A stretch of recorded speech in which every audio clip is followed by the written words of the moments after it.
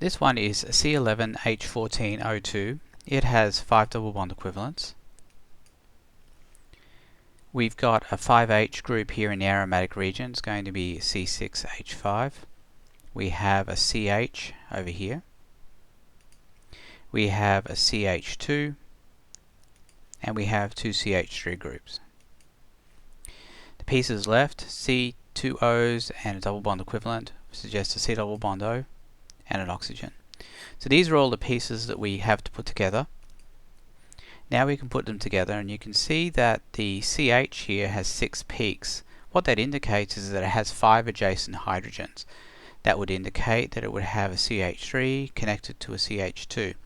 Now at this point we don't know whether the CH2 is on this side or on this side, but we do know that the CH is connected to a CH2 and a CH3.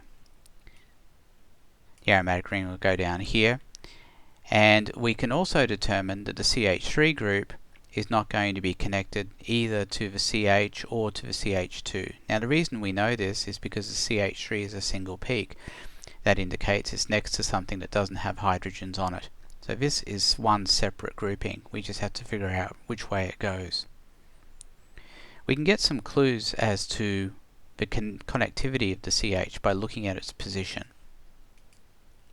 If we take a look at ester groupings, what you'll notice is that when a CH2, for example, is directly connected to an oxygen, it will be at about 4 ppm.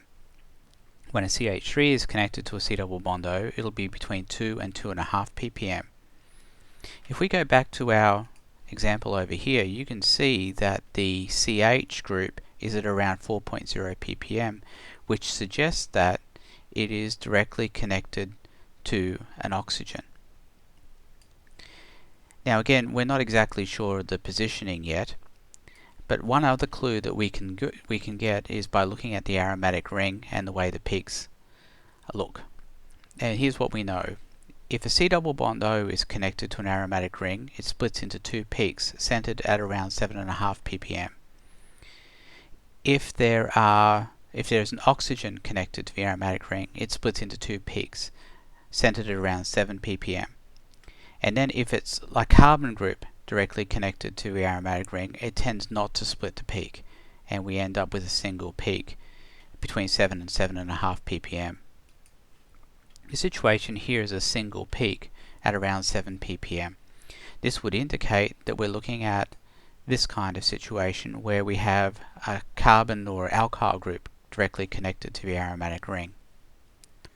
So we know that the situation is not like this. We know it's not a situation where the oxygen is connected to the aromatic ring.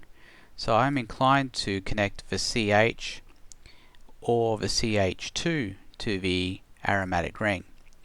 Now as I said earlier, the CH we know is connected to the oxygen, but it can't be connected to the CH2 and to the oxygen while it's in this arrangement.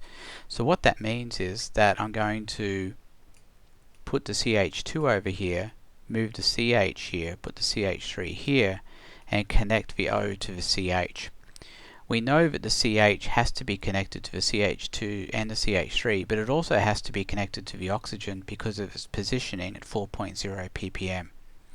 The rest of the structure then has to be like this, with the C double bond O here and the CH3 connected to the C double bond O.